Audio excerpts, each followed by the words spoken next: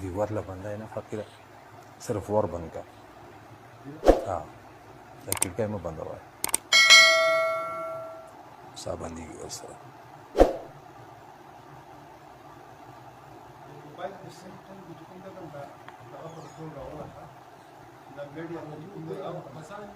आखिरी की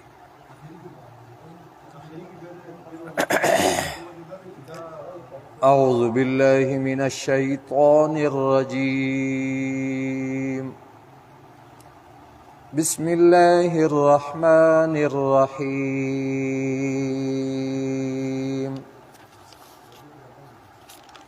वलइन अरसलना रिहन फरअऊहु मुस्फर्रन लज़ल्लू मिन बादिही यकफुरून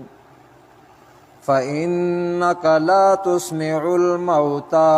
वला तुस्मिउस सुम्मद दुआ इज़ा वल्लौ मुदबिरीन वमा अन्त बिहादिल उम्मी अन ज़लालतिहिम इन तुस्मिउ इल्ला मन युमिनु बिआयातिना फ़हुम मुस्लिमून अल्लाहुल्लज़ी खलक़कुम मिन ज़ुअफ़िन सुम्मा जअल मिन बादि ज़ुअफ़िन क़ुव्वा ثم جعل من بعد قوة ضعفا وشيبة يخلق ما يشاء وهو العليم القدير ويوم تقوم الساعة يقسم المجرمون ما لبثوا غير ساعة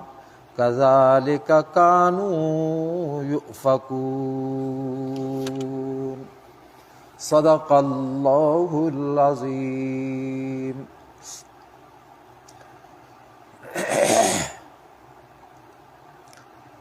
ولئن أرسلنا ريحا دا زجر دے زورنا دا یعنی سره د نعمت د باران او د فصلونو نه که چرته د دوی د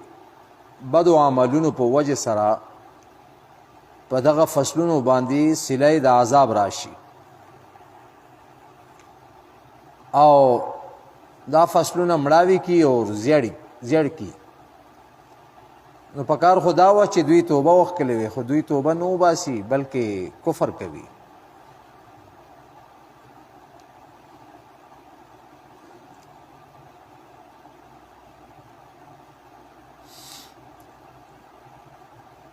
نو فرمایي ولئن ارسلنا ريحا که چېرې مونږ اولیږو په دې فصلونو باندې ريحا هواګانې فرأوه مصفرا نو تبه وویني نو فرأوه نو دوی به وویني دې فصل لره مصفرا زیاړه لظلوا من بعده يكفرون ندو شروع شي رستو داغینا یکفرون کفر وکوي پکار خداوه چې دوی کفر نه کوله ادوی خبره منلې وي او توبه وکړلې وي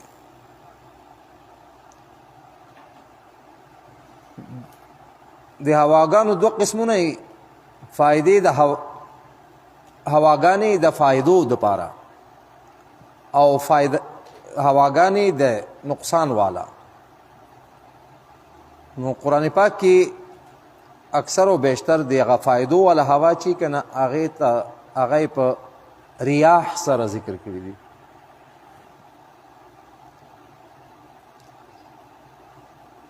او دا هوا دای مفرد ذکر کړ د ریحن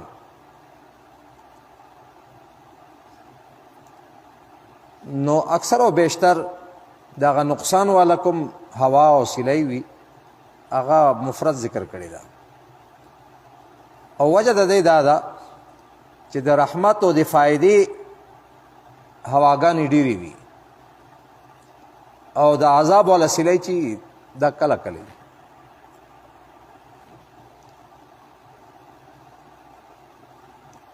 فإنك لا تسمع الموتى ولا تسمع الصم الدعاء اذا ولوا مدبرين. هر کله چې دلیلونه د مخالفینو ذکر شو نو اوس یو اعتراض له دفع کوي. که څوک اعتراض وکړي چې دا انکار د دوی د وجې د نقصان د دلیلونو نه دی چې آیا د دلیلونو کې څه کمزوري دا نقصان دی، نو جواب وشو چې دلیلونو کې هیڅ نقصان نشته، دا پورا مؤثر دلیلونه دي. قرآن پاک کې څومره دلایل چې ذکر شوي دي دا پورا مؤثر دي او وجه دا ده چې مؤمنان ترې نه فایده اوچتوي، نو چې مؤمنان تر نه فایده اخلي نو معلومیږي داسې چې قرآن پاک چې کوم دلایل ذکر کړي دي هغه پورا طور باندې مؤثر دي، خو منکرانو ته فایده نه ملاویږي ځکه چې د دوی د منکرانو د طرف نه موانع موجود دي او هغه دا چې دوی ټول حواس خپل حواس دای بیکاره کړي دي په شان د مړو، لکه څنګه چې د مړي ټول حواس ختم شي او بیکار شي نو دوی هم په شان د مړو خپل هغه حواس برباد کړي دي، یا بعض حواس د دوی کار پرېښودی دی لکه کوڼوالی یا ړوندوالی. نو فرمایل چې دوی په شان د مړو دي او ته مړو ته اورولی نه شي، ځکه نشي اورولی چې مړي اوري نه، د مړو حواس مختل دي. نو د کفارو تشبیه ورکړه د مړو سره،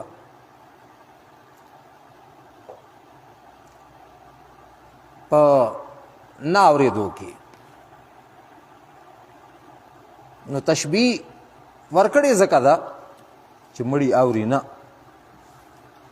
او دا قانون او ضابطه ده چې مړي نه اوري. ها بعض حالات او بعض نصوص سره معلومیږي داسې چې بعض مواقع کې اوري، نو بس چې کوم ځای کې نص راغل دی نو هغې کې به اوري او هغه هم طاقت الله رب العزت ورکړی دی والله یا ورکوي والله. نور عام دستور دا نه دی چې یاره مړي اوري، څنګه چې د مړو نور حواس بیکاره شوي دي داسې د هغوی غوږونه هم بیکاره شوي دي.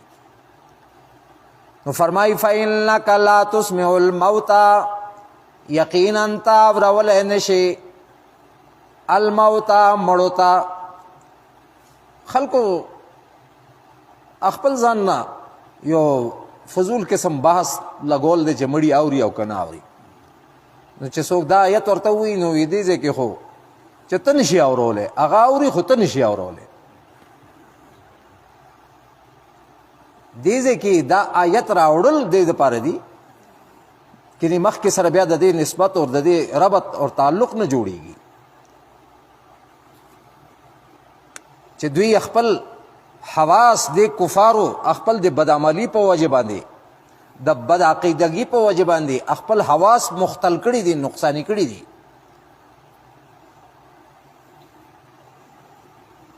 او چې هغه حواس برباد شوي دي اور بیکاره شوي دي، نقصانی شوي دي په شان د مړو، لکه څنګه چې د مړو حواس ختم شي.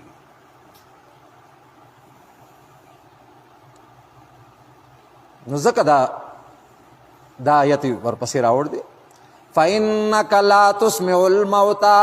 یقینا تا اورول نشي کولی مړو ته، ولا تسمع الصم الدعاء، او اورول نشي کولی کوڼو ته الدعا آواز بلنا،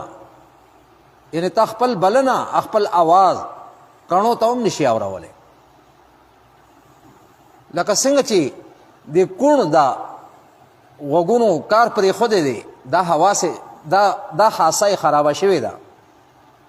نو دغه شانتې دا مخکنۍ خبره هم ده چې د دې مړو هم دا حواس چې دي که نه دا مختل دي، او ټول حواس مختل شوي دي. ټول ځکه مختل شوي دي سړي نه چې کله روح لاړ شي نو هغې نه پس ته د دې لاسونه، د دې خپې، د دې سترګې، د دې زړه، د دې دماغ او د دې غوږ، دارنګې د دې پوزه، د دې ژبه دا کار پرېږدي. نو چې دا ټول پرېږدي نو غوږونه چې پکې لا کومې غڼه راغله چې هغه به نه پرېږدي، هغه هم پرېښي دي.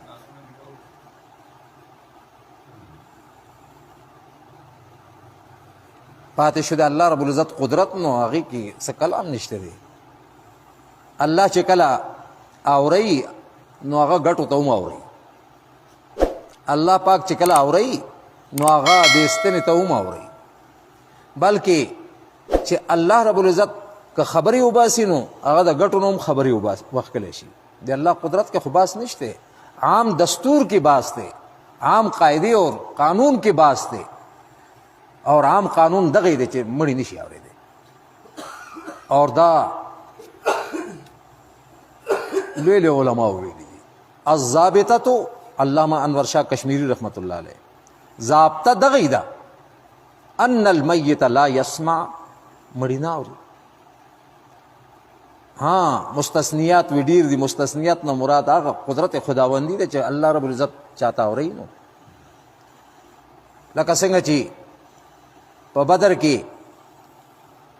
هغه کفار چې مړه شول او کوی کې وغورځول، دوه درې ورځې وروسته نبي علیه الصلاة والسلام هغو سره خبرې کولې. او خبره څه وه؟ خبره دا وه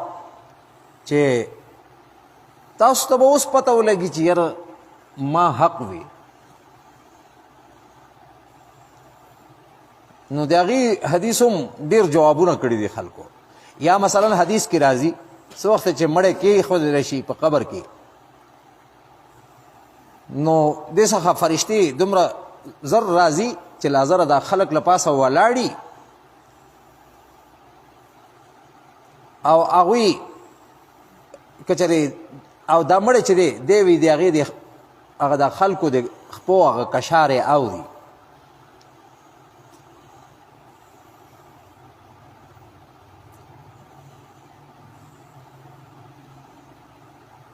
نو دا دغه وخته پورې خاص دی. بس حدیث کې راغل دي، نص کې راغل دي چې دا دغه وخته پورې به خاص وي. بیا دې نه څه لازم نه راځي چې دی اوس ټول عمر لا اوري. کشار یې اوري نو د خبرو نه دی ویلي. لکه څنګه چې کوټې له پاسه څوک ګرځي که نه، یا کشار یې به اوري. کته لاندې چې کوم خلک پاتې کېږي هغوی د هغوی ګرځېدل هغه محسوس کوي، لیکن د هغوی که یو بل سره خبرې کوي نو دا کوزني نه اوري. دا کور پکې چې څوکي که نه نو هغو نه اوري. نو دې نه قانون او ضابطه نه جوړېږي. اور د هغې په بارې کې هم چا دا ویل دي چې دا صرف دې خبرې له ښکاره کولو لپاره ویلې شوي دي چې دا فرشتې ډېر زر راتلل مراد دی. دا څه دې ضابطې له خیلو نه چې ګنې مړي اوري،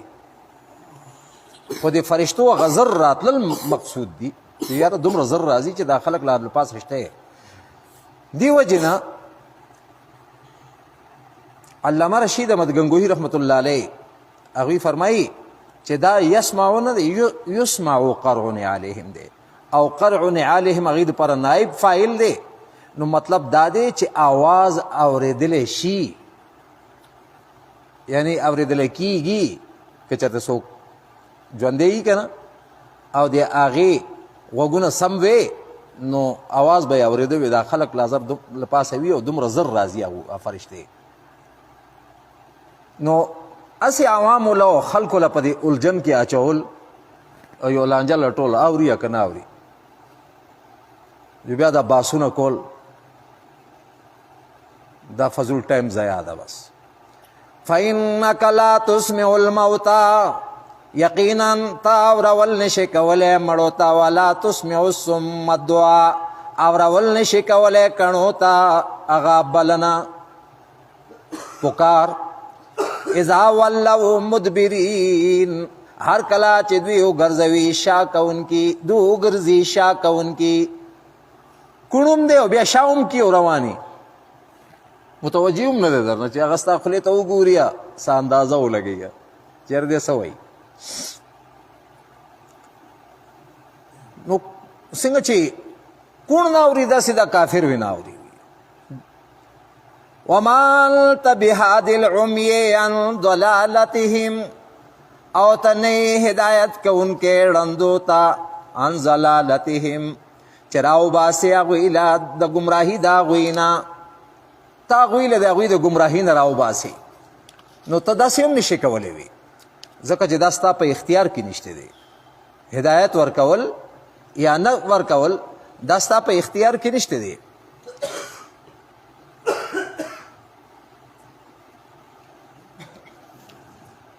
ان تسمعوا الا من يؤمن بآياتنا تاورول نشي کولای دوی تاورول نشي کولای چاتم الا من يؤمنو مگر هغه چاته چې یقین لري بآياتنا زمنګ پایتونو باندې فهم مسلمون او دوی حکمونه مني څوک چې حکمونه مني او څوک چې یقین کوي نو بس هغې ته تا اورول شي مطلب دا دی چې دا ستا اورول هغوی ته فایده ورکوي باقي ضدیانو ته عنادیانو ته منکرانو ته ستا قرآن اورول څه فایده ورکوي هغوی چې ضد کوي هغوی چې عناد نه کار اخلي نو دا د قرآن نقصان نه دی نه د قرآني دلایلو نقصان دی دلته کې خو قسمه قسم طریقې سره بیان وشو مختلف انداز سره دلائل بیان شو تخویفات ذکر شلل تبشیرات ذکر شلل مثالونه ذکر شلل بیا هم چې سمې لارې باندې ناراضي جو نه دی راضي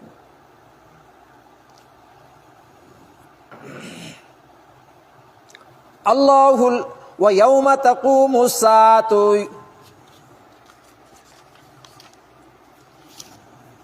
الله الذي خلقكم من ضعف ثم جعل من بعد ضعف قوة ثم جعل من بعد قوة ضعفا وشيبا يخلق ما يشاء وهو العليم القدير دا بل دلیل عقلی دی او پدې کې انقلاب د حالاتو د انسانانو ذکر کیږي د انسانانو د انقلاب حالات ذکر کیږي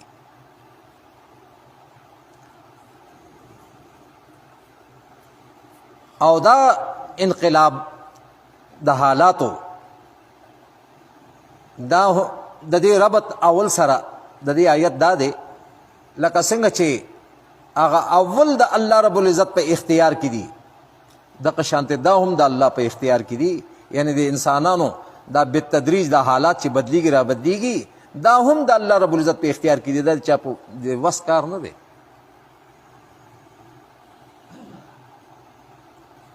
نو هغه مختلف حالات دي هغه څه حال دی یو حال خدا دی الله الذي خلقكم من ضعف الله غزات چې تاسو پیدا کړل من ضعف د کمزورینا کمزورینا څه مراد ترنا غ نطفه ده چې هغه کمزوري ده لکه څنګه سوره مرسلات آیت نمبر 20 کې مهین ورته ویل دي مم ماء مهین فجعلناه في قرار مكين اغا کمزور و ضعیف و سپک و بونا تاسو جوړ کړی وي او یا مراد ترنا بچپن زندگی دا چې وړکوالی حالت دی چې کله ته پیدا شوې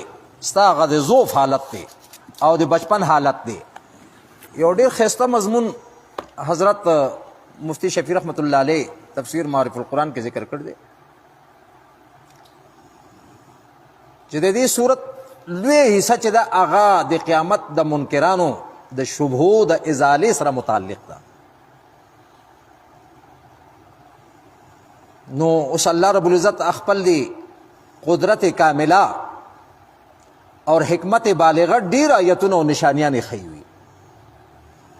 او غافل انسان له غفلت نه د بیدارولو دپاره سامان مهیا کوي. نو اول آیت کې نوی انداز سره دا مضمون ثبوت دی، هغه دا دی چې انسان خپل طبیعت سره ډېر جلدباز واقع شی دی او د دې د مخامخ چې کوم څیزونه یي د هغې کې مشغوله شي، د خپل ماضي له امیر کړي، د خپل مستقبل له امیر کړي. دا د انسان ډېره غټه کمزوري ده. د دې مخامخ چې کوم شی وي حال، بس د حال لا خپل هر څه ګڼي، بلکې حال له دې خپل کمال ګڼي او د خپل ماضي هېر کړ دی او د عادي دی د دې خبرې چې د مستقبل له هم هېروي، راتلونکي زمانې له هم دی هېروي. او د دې دا بد عادت چې دی دې له انتهایی خطرناک اور مهلک غلطیانو کې مبتلا کوي لګیا دی. د دې دا بد عادت څه وخت چې انسان ځوان شي نو دی بیا هېڅ شی هم بل څه شی نه ګڼي، دی خپل ځاني هر څه ګڼي او حدودو باندې قایمېدل بیا دې ته ډېر زیات ګران شي. نو اوس دې خبردار کول دپاره په دې آیت کې قوت او ضعف په اعتبار سره په دې آیت کې د انسان د وجود یو مکمل خاکه پیش کړی شوې ده.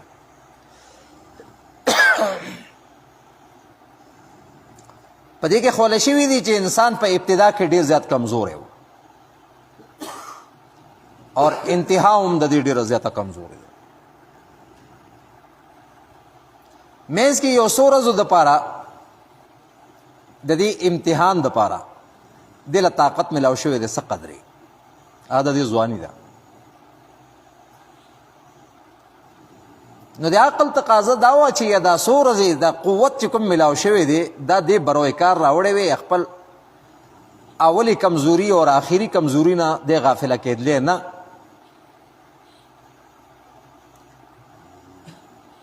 دا اول کمزوري هم دې مخامخ کړی وی او آخري کمزوري هم دې خپل مخ کې ساتلی وی. نو اوس خلقکم من ضعف کې انسان ته دغه سبق ورکولی کېږي. حضرت فرمایي مفتی صاحب چې دی خپل اصل بنیاد له وګوري چې دی څومره ضعیف و، بلکې عین ضعف و چې یو قطره وه د اوبو بې ځانه بې شعوره ناپاکه او یو انتهایی ذلیل اور سپکې ونې اوبه. نو بیا دې قطرې باندې که چېرې دې انسان غور و فکر کولی نو په دې کې د الله رب العزت د قدرت او د حکمت یو سمندر چې دی هغه محفوظ دی. دا سپکه قطره د اوبو چې ده دا په وینې کې بدل کړله، بیا هغه وینې له غوښې صورت کې بدل که، بیا د هغې دننه اډوکي جوړ کړل، هغه یې پکې پیوست کړ او تبدیلیان یې راویستې دي کې. بیا د انسان دا اعضا اور جوارح نازک نازک مشینان یې پکې فټ کړل او دا وړوکی غونې وجود یو چلتا پھرتا فیکټری جوړه شله. حضرت فرمایي په هغې کې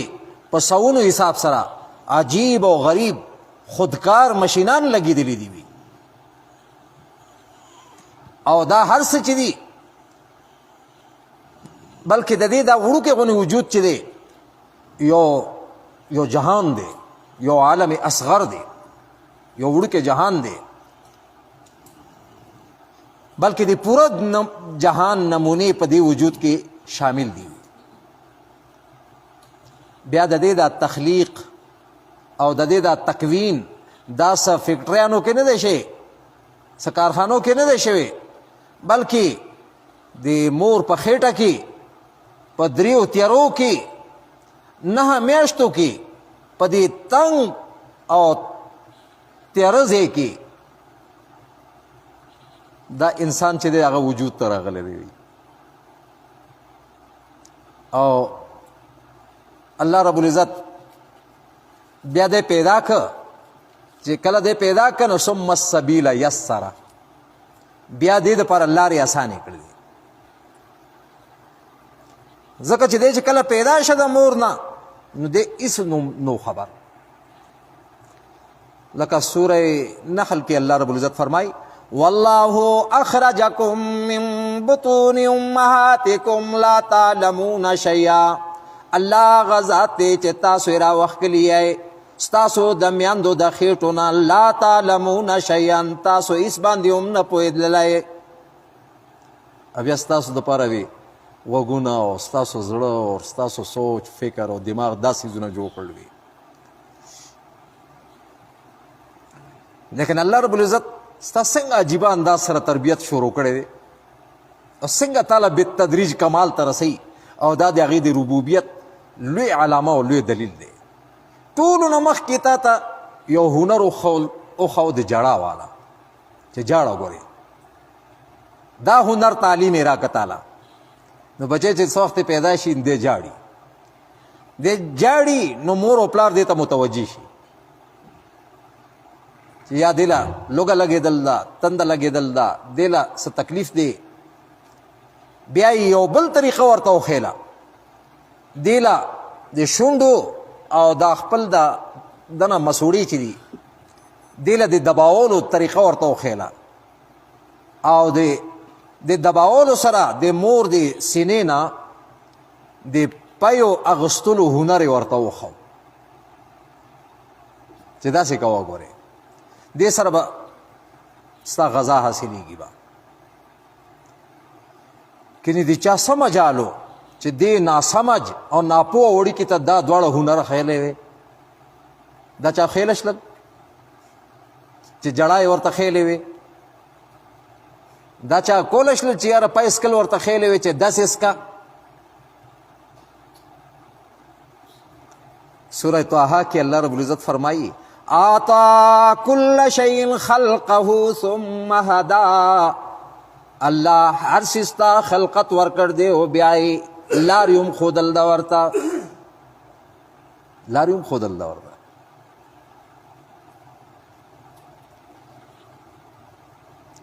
نو چې الله قدرت نه وي د الله طاقت نه وي چې هغه د دې ټول تخلیق مالک دی او هغه رب هم دی دا نه وي نو دا ضعیف او کمزورې بچې د دې به څه حال شو دی خو به لږ ونې سات کې بلکل دی هغه د ګل په شانتې دغه شوی به و مرجاو شوی به و دی به ختم شوی و لږ ونې یخ شوی وې لږ ونې ګرمي لګېدلې وې دی له دی نه شو چلېدی دی نه شو پاتې کېدی دی بیماره شوی او ختم شوی به و ضرورت دی خپل نشو طلب کولی چاته خپل تکلیف دی نشو ښودلی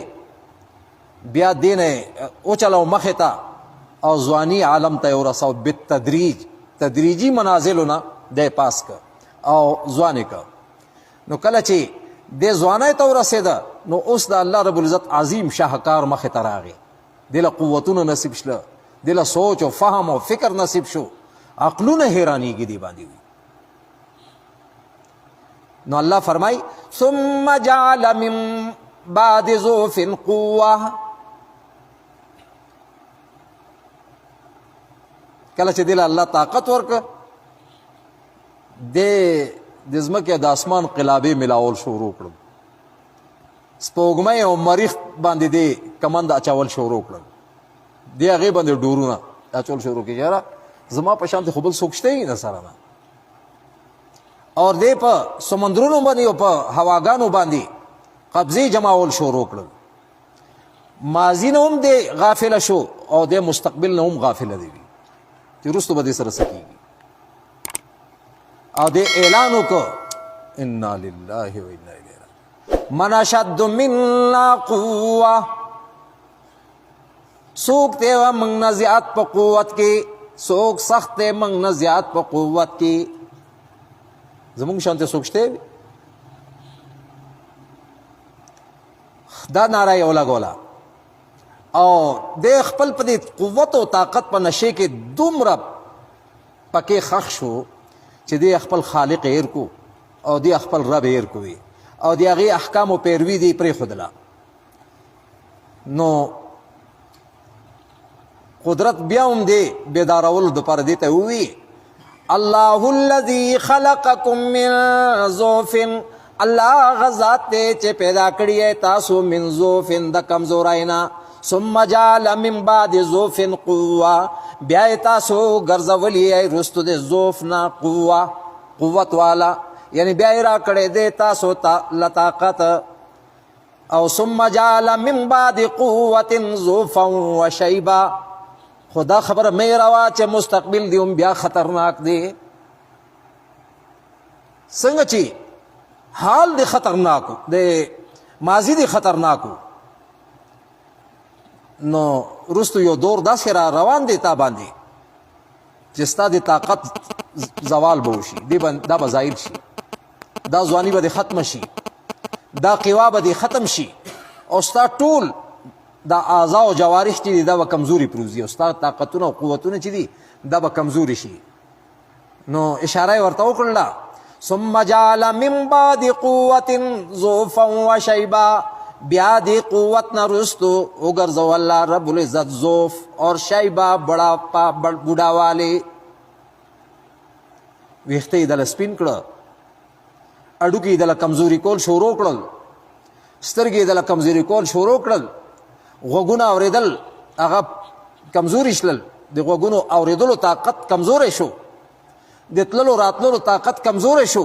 او ستا دا اکړیا کېدل دا ختمېدل شروع شلل، او ستا ملا یې کته کړله، او ستا سوچ و فکر دا یې هم مختل که، دا یې هم نقصانی که. یخلق ما یشاء، پیدا کوي آغا یعنی الله ما یشاء چې څه یې خوښوي، اختیار د هغې دی. څنګه چې مخکې اختیار د هغې وروستو هم د اختیار د هغې دی. وهو العلیم القدیر، او خاص الله تعالی پارس باندې پوه دی او قدرت والا دی. هغه وخت کې هم پوه او چې کله ته د ضعف په حالت کې وي، هغه وخت کې هم پوه دی در باندې چې څه وخت ته په طاقت کې او په نشې کې، او په هغه وخت کې به هم در باندې پوهېږي چې څه وخت تا باندې ضعف او بړاپه راغله، بوډاوالی راغی، بیا به هم تا نه خبرې ګورې. لیکن دی الله یو صفت دی چې په دې دنیا کې هغه چونکې رب دی، نو رب هغه ذات ته ویلی شي یبلغ کل شیء الی کمالی، رسی هر څیز له د هغې کمال ته،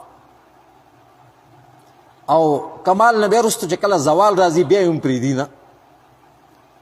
یهودي چېرته سندرې مندرې به ویلي او سیشی به یې بجاوه، یو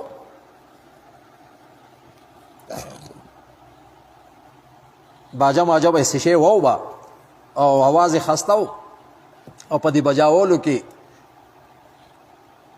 دا مزامیر بجاولو کې هم کمال حاصلو، نو خلکو په لاسونو اوچتو. یو دور بیا داسې راغی چې لاسونه یې رپېدلل، اواز یې خراب شو، بړاپه ور باندې رالله،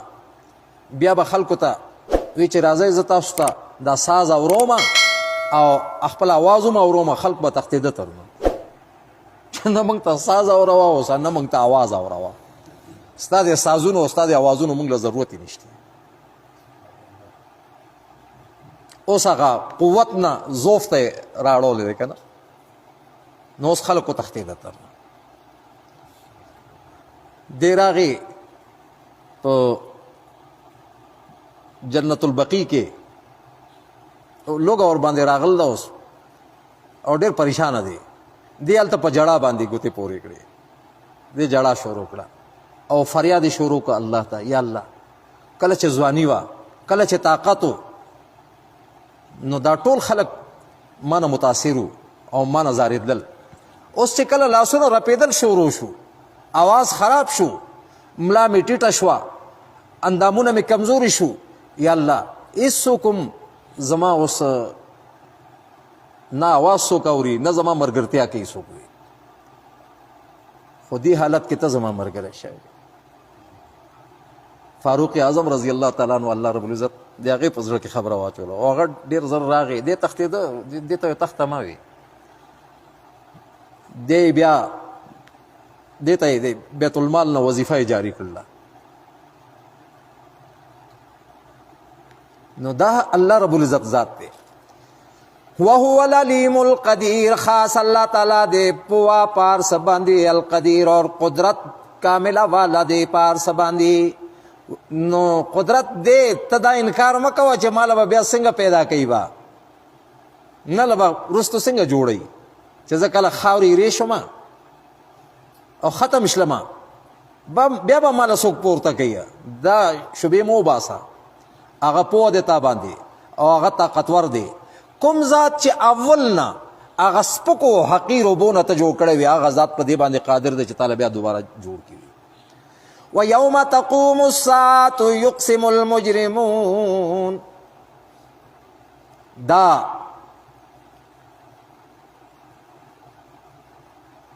تخویف اخروی دی یعنی تیر شوی آیت نه معلومه شوه چې دې انسان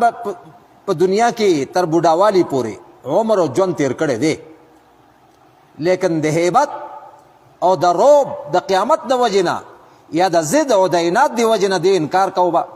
او قسمونه به کول او دارنګ حال د دوی په سوره احقاف آیت نمبر 35 کې سوره نازعات 46 کې سوره طه 104 کې سوره مؤمنون 112 کې ذکر دی نو هغه د انکار به وکوي وَيَوْمَ تَقُومُ السَّاعَةُ پکم اوراز چې قیامت قائم شي یقسم المجرمون قسمونه به کوي مجرمان چې د دنیا ژوند خو ډېر لږ غوندې دی ډېر لوغونې و ډېر تعدي سره قیامت راغی وای نو دا هم د انسان یو کمزوري ده حضرت لیکي مفتی شفیع رحمت الله علیه دا هم د انسان یو بله کمزوري ده چې دی کوم څیز له مني نه کنه او نو هغې له لرې ګڼي او هغې له ممکن نه ګڼي نو چې کله ورباندې راشي نو دی بیا مخکې چې څومره راحت او څومره اساني کتلي هغه ټول دی نه هیر شي دا هم د انسان کمزوري ده چې دی د راحت ټیم لا او د آسانی ټیم لا دی بالکل هیر کړي دا زمونږ چتر کې دا جمع ګراني ګو نو څومره ګراني هغه وي 2-3 میاشتې نو موږ ته داسې لګي چېرته ټول عمر جمع دی هغه 2-3 میاشتې دومره ګرانې شي ځکه چې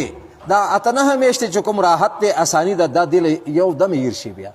هغه تکلیف په وجې باندې دی هیر شي بیا نو دغسې چل دلته هم کوي دی وَيَوْمَ تَقُومُ السَّاعَةُ کله چې قیامت قائم شي یقسم المجرمون قسمونه به کوي مجرمان څنګه څه به وایي ما لبثوا غیر ساعت دوی نه دي سار شوي زیات د یو ساعت نه یو ساعت یې سار شوي و بس راللو قیامت شروع شو او وجه دا وه چې دې قیامت مننه او قیامت دې ته اوس پته ده چې قیامت هولناکي چې ده دا ډېره زیاته خطرناکه ده د قیامت خوفناک حالت چې دی هغې ته اوس دی ذهني طور باندې تیار نه دی دی وي کاش دنیا هغه ټیم خو ډېر لږ و هغې ته دی یو ساعت ویل دي یو ساعت څه دی خو لږونه ټیم و یو ګنټه نیم وه او دی 80 کاله وخت کل دي دی 100 کاله وخت کل دي هغې ته اوس دی یو ساعت وي دی هغه دشواري کتل ده اوس دی له نور څه سمج نه راځي قسمونه خوري ما لبثوا غیر ساعت او دا کوم وخت دی دا چې کله دی الله رب العزت خپل دربار ته راوبلي چې اوس را مخکې شه او اوس ما سره حساب کوه اوس زما اوس حساب ته ځان تیار که نو دی وخت کې دی دا قسمونه خوري دلته یو شبه ده دی خبر کې هم سوال جواب کیږي مر ربک ستا رب څوک دی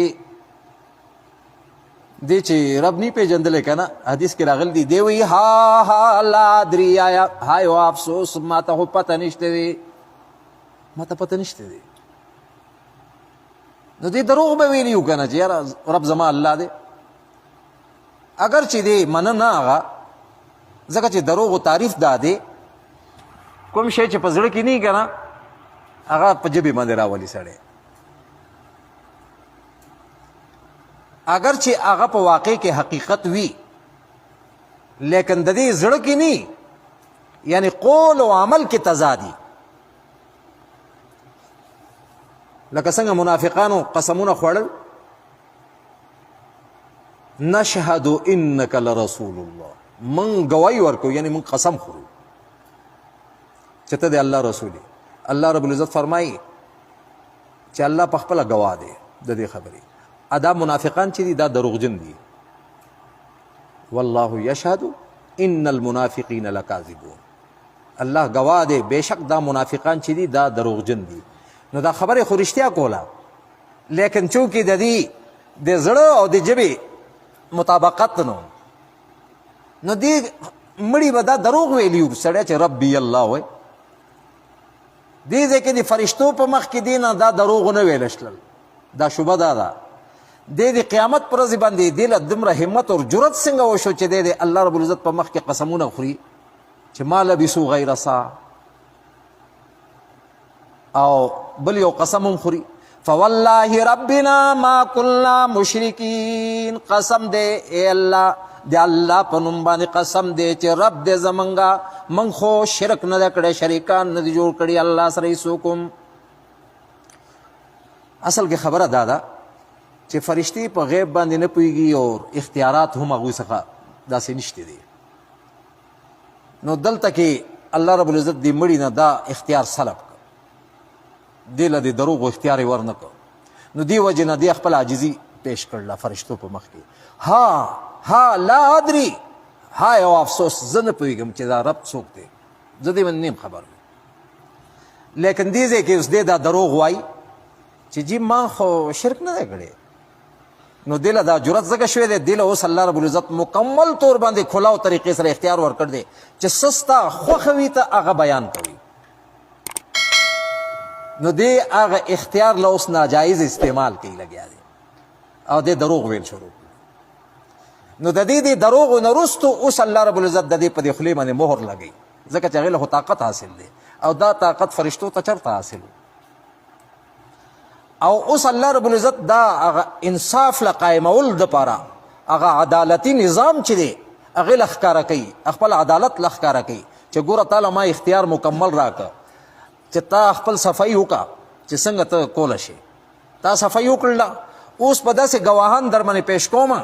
چې ته به د هغوی نه انکار نشي کولی نو اوس خپل لاسونو نه به دې څنګه انکار کوي خپل خپو نه به څنګه انکار کوي خپل بدن نه به دې څنګه انکار کوي چې د دې دا ژبه یې بند کړه ځکه هغې خو دروغ وي اوس د دې لاسونه آواز کوي د دې خپې آواز کوي چې جي دې داسې کول داسې کول داسې کول نو دا شوبه دې نه کوي څوک کذالک کانو یوفکون دغه شان دوی اورېدل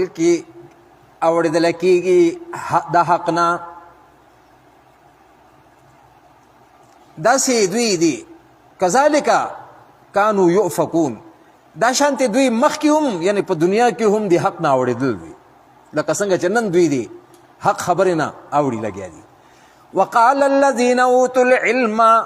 او به وایي هغه کسان چې ورکړی شوی دی هغوی ته علم او ایمان لقد لبستم یقینا وخت تیر کړی دی تاسو فی کتاب الله په لیکلی شوي د تقدیر د الله تعالی کې الله چې څومره مقرر کړی و هغه وخت تاسو تیر کړی دی تاسو دا مو وایئ چې موږ ما لبثوا غیر ساعة تر قیامته پورې نو یا خدا د دنیا ژوند دی او دا هم ممکن ده حضرت فرمایي دا مفسرین ټول لیکي دا هم ممکن ده چې د برزخ ژوند لا دی وایي چې اوهو هغه د برزخ خو ډېر لږونه ساعت ووی دا خو قیامت راغی وي حالانکې زرګونو کلونه دی ووښکل په دې برزخ کې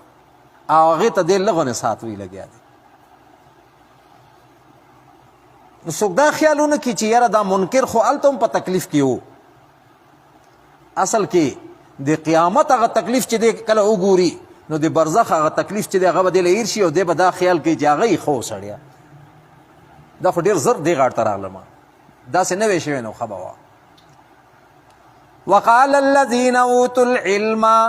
دا رد دے د دوی په دغه انکار باندې اوتوا العلم والایمان هر کله چې ایمان تفصیلی بغیر د علم د قرآن او سنت نه حاصلېږي د دې وجه نه علم په اول کې راوړه په ایمان باندې مقدم کړ. کتاب الله نه مراد تقدیر الهی دی، یعنی هغه عمر رزق وغیرہ چې کوم الله رب العزت دې لپاره مقرر کړو، یا مراد د کتاب نه علم د الله دی او په دې کې احوال د قبر او برزخ هم داخل دي.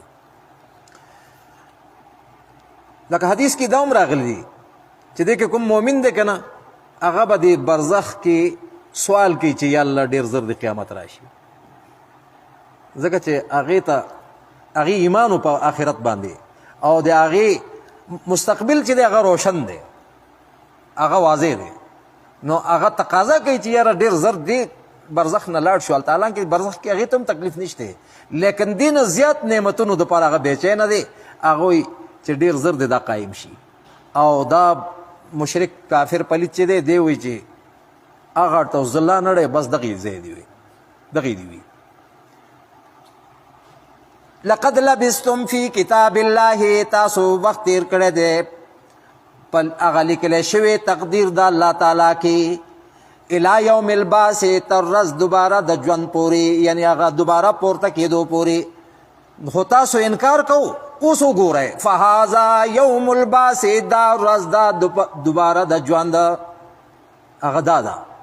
تاسو چې وي من یحیی العظام وهی رمیم دې هډوکو له به بیا څوک پورته کوي، هغه دا ورځ ده. اوس وګورئ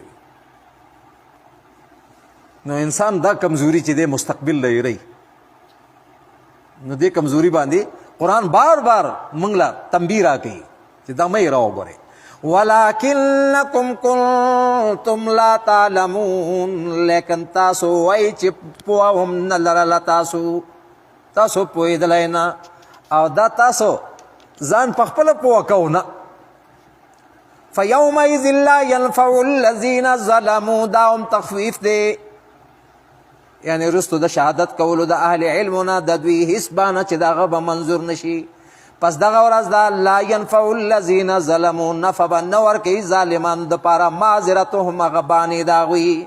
معذرت عذرونه د هغوی دوی له به فایده نه ورکوي. ولا هم یستعتبون نه به د دوی توبه قبلولی شي. ولا هم یستعتبون دا د عتبانه ماخوذ دی او په معنا د رجوع کولو سره دی، یعنی الله چې کوم خفه کړ دی، الله یې ناراضه کړ دی او غضبناک کړی دی، اوس دی الله لا راضي کولو موقع دی له نشي ملاویدلی، ځکه چې وخت تر نه لاړو.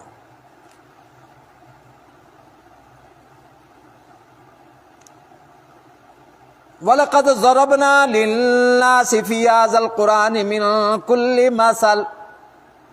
ما مخکې وي دی قرآن کې ډېر مثالونه ذکر کړي دي، قسمه قسم مثالونه ذکر کړي دي په جمله قرآن کې یا خاص په دې صورت کې مختلف انداز سره ما تاسو پوه کړي وي. نو په دې کې ترغیب د قرآن ته چې د قرآن ته راشئ او د قرآن باندې ځان پوه کوئ وی او بیا د دې مطابق خپل ژوند تېرول شروع کوئ، کینې بغیر د تعلیم اخلو نه نور هېڅ شی به لاسته نه میلاویږي. ګورئ ولقد ضربنا للناس یقینا بیان کړي دي منګه للناس خلقو ته فی هذا القرآن په دې قرآن کې من کل مثل هر قسمه بیان مختلف طریقو سره ما تاسو پوه کړي په دې کې د قرآن سره. ولئن جئتهم او کچرې نه راوړي دوی ته بآیت یو آیت نه کچرې راوړي ته ولئن جئتهم دوی څه معجزې طلب کوي، دوی تا نه څه آیتونه څه نښې طلب کوي، کچرې ته نښه راوړي هم دوی ته نو دوی هغې له هم نه مني. لیقولن الذین کفروا یقینا وایي هغه څوک چې کافران دي ان انتم الا مبطلون چې تاسو نه مگر باطل پرست یې. هغه به تاسو باندې دا فتوا لګوي منی نه وي، هغه ستا هغه د دوی هغه مطلوبه نښه چې ده هغې له هم دوی نه مني. نو هر کله چې معجزه راوړل صرف د پیغمبر کار دی په اذن د الله تعالی سره، نو بیا ورسره مؤمنان ملګري شي نو د دې وجه نه جئتهم کې مخاطب مفرد ذکر کړی دی او ان انتم کې جمع ذکر کړی هغه ورسره مؤمنان شامل کړي دي چې د دوی فتوا بیا دای ليقولن الذين كفروا یقینا وای هغه څوک چې کفر کړی دی ان انتم ما انتم نه تاسو الا مبتلون مگر باطل والا باطل پرست یې تاسو کذالک داسې ولی ودا د دوی د غزید او د عناد دی وجه نه ما په دې دوی زړونو باندې مهر لګول دی کذالک یتبع الله دغسی مور وهی الله رب العزت علی قلوب الذین لا یعلمون په زړونو د هغه چا لا یعلمون چې هغوی پوهېږي نه د ضد نه کار اخلي د عناد نه کار اخلي ځان ناجانه کوي لګیا دي ناپوه کوي او ناپوه دي نو الله رب العزت مهر لګول دی ختم الله علی قلوبهم والا معنی کې دی نو اوس پیغمبر ته تسلی ورکوي چې د دوی دا ستا انکار کول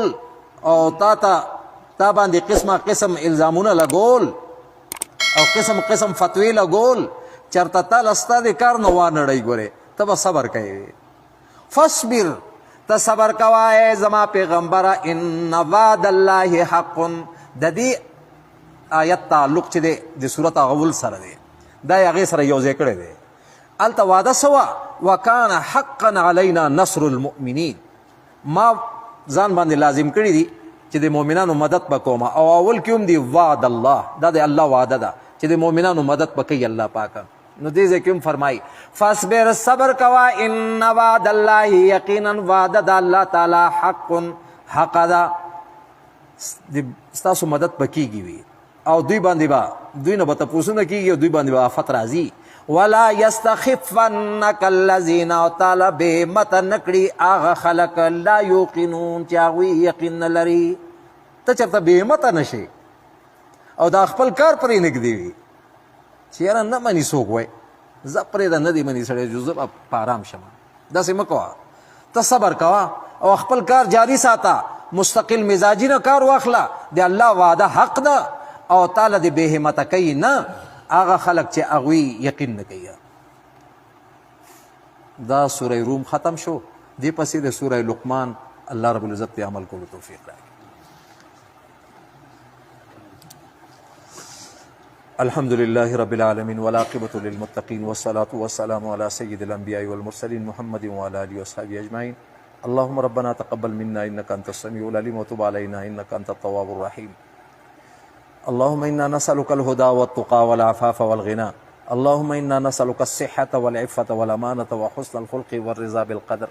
اللهم ربنا هب لنا من أزواجنا وذرياتنا قرة أعين واجعلنا للمتقين إماما إله العالمين ته موږ ته قرآن آسان کې او عمل کولو توفیق راکې او قرآن سمجھ راکې موږ ته خدای پاکه د دې شوق موږ ته دلاو کې وصلی الله تعالی علی خیر خلق محمد